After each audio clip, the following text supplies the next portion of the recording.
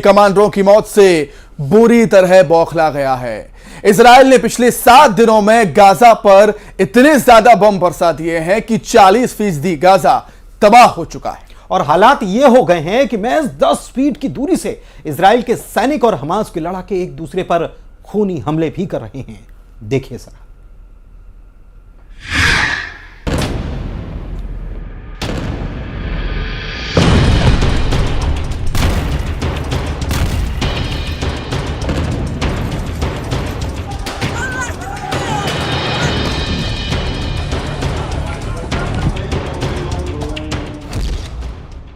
फाड़ दिया कलेजा, 10 फीट की दूरी से जंग। गाजा युद्ध के दूसरे चरण में चल रहे ऑपरेशन ऑल आउट में जंग बहुत ज्यादा खूनी हो चुकी है।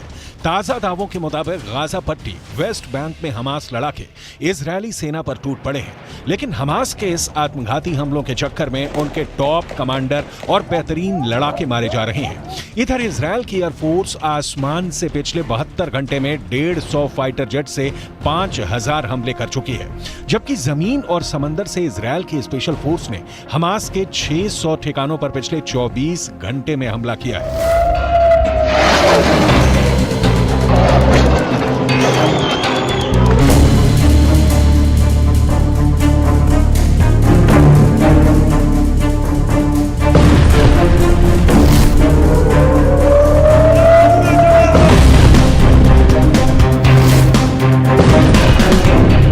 हालात ये हो गए हैं कि उत्तरी गाजा 40% से ज्यादा तबाह हो चुका है, जबकि वेस्ट बैंक में इजरायली हमले से हमास में हाहाकार मच चुका है। मिडिल ईस्ट की मीडिया के मुताबिक उत्तरी गाजा के कई इलाकों में हमास के लड़ाके और इजरायली सेना के बीच सिर्फ 10 फीट की दूरी से जंग हो रही है। इस जंग में जमकर गोलियां, रॉकेट और गोले दागे जा रहे हैं। कलेजा फाड़ इस जंग में पिछले 24 घंटे में हमास के 370 लड़ाके मारे जाने के दावे इजरायल की आईडीएफ कर रही है। हम आपको पूरी डिटेल बताने जा रहे हैं कि गाजा पट्टी में कहां-कहां हमास के लड़ाकों को भारी नुकसान हुआ है और किन जगहों पर हमास के लड़ाकों ने अमेरिका और रूसी हथियारों से इजरायली सैनिकों पर हमला किया है। गाजा में टैंक युद्ध, हमास ने फोड़ दिए टैंक।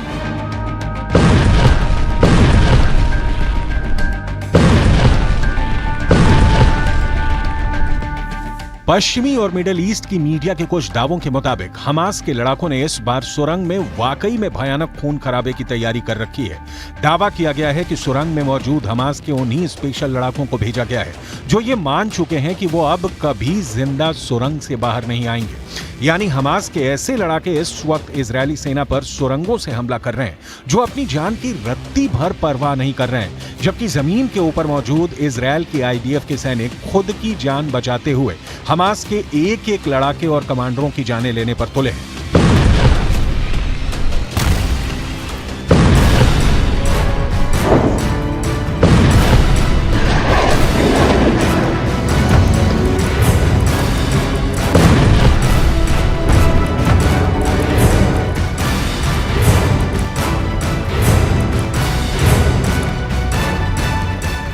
कुछ खबरों में तो दावा किया गया है कि अमेरिका और रूस में बने हथियार हमास लड़ाकों के पास हैं, जो इजरायली सेना के लिए साक्षात मौत साबित हो रहे हैं। हमास के टॉप कमांडरों ने तो यहां तक दावा कर दिया है कि पुतिन का रूस हमास का सबसे अच्छा हमदर्द और दोस्त है। एसोसिएटेड प्रेस की रिपोर्ट के मुताबिक हमास ने 28 अक्टूबर को ही दावा कर दिया है कि उसकी अल कसम ब्रिगेड ने इजरायली टैंकों को तबाह करके रख दिया है। हमास का दावा है कि वो अब तक जमीनी हमला करने आए इजरायल के 2 टैंकों को तबाह कर चुका है।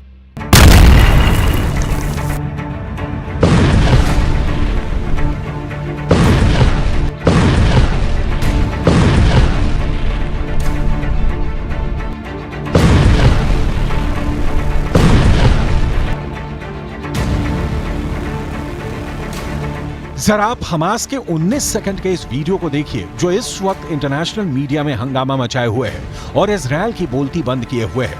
28 अक्टूबर के इस वीडियो में हमास की ईज अल दीन अल कसम ब्रिगेड ने दावा किया है कि उसने इजरायली बख्तरबंद वाहनों के काफिले पर हमला करके उन्हें तबाह कर दिया है।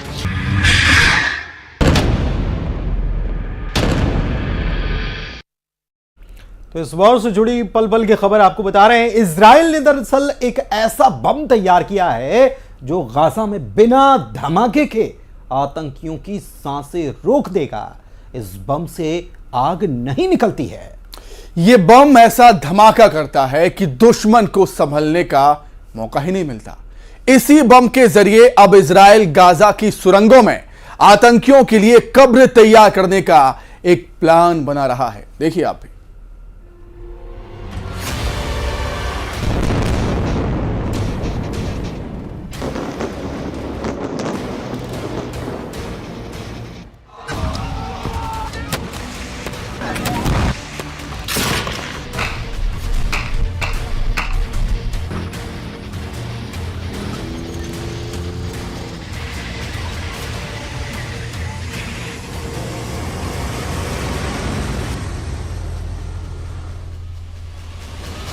इजरायल के प्रधानमंत्री बेंजामिन नेतन्याहू का सबसे ताजा बयान है। מצד אזרחי ישראל, אתם מגינים על אזרחי ישראל, אתם מגינים על הבית। इजरायल अपने स्वतंत्रता संग्राम की दूसरी लड़ाई लड़ रहा है।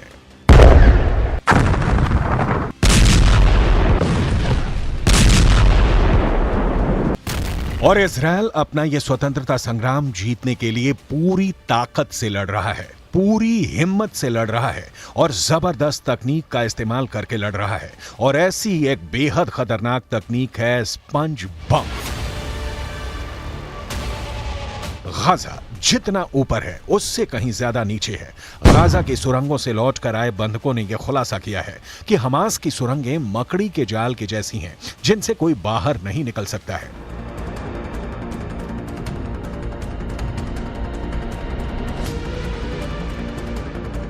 जमीन के अंदर हमास ने एक ऐसा शहर बना रखा है जिसमें 500 किलोमीटर लंबी सुरंगें हैं। इन्हीं सुरंगों में हमास की ताकत है और इन्हीं सुरंगों में हमास की कमजोरी भी है। अगर हमास इन सुरंगों से गुरिल्ला हमले करने में मदद हासिल करता है तो वो इन्हीं सुरंगों के अंदर दफन भी किया जा सकता है।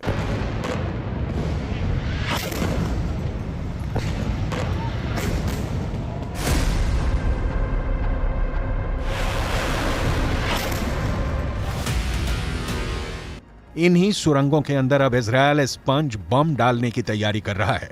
यह स्पंज बम, जैसा कि नाम से ही स्पष्ट है, स्पंज की तरह से ही काम करते हैं। दो खास केमिकल अगर मिला दिए जाएं तो ये बम स्पंज की तरह कई मीटर में फैल जाते हैं और फिर ये कठोर होकर एक स्पंज की दीवार बन जाते हैं जिनको कोई तोड़ नहीं सकता है। इस स्पंज की दीवार पर बुलेट का भी कोई असर नहीं होता है।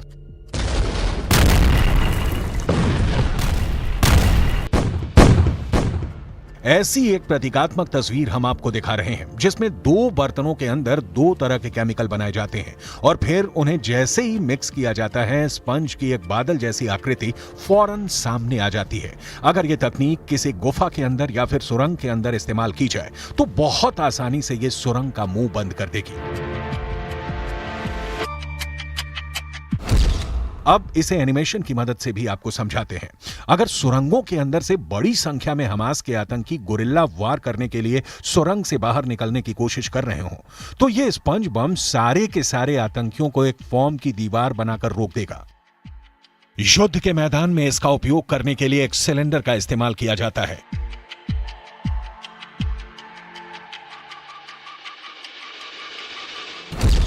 एक सिलेंडर को अंदर एक पतली दीवार से दो हिस्सों में बांटा जाता है।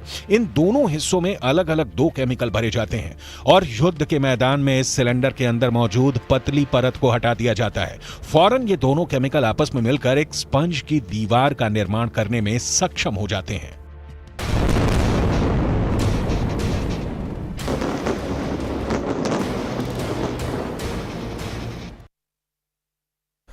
तो मध्य प्रदेश विधानसभा चुनाव की भी बात कर लेते हैं, जहां कभी क्रिकेट का रंग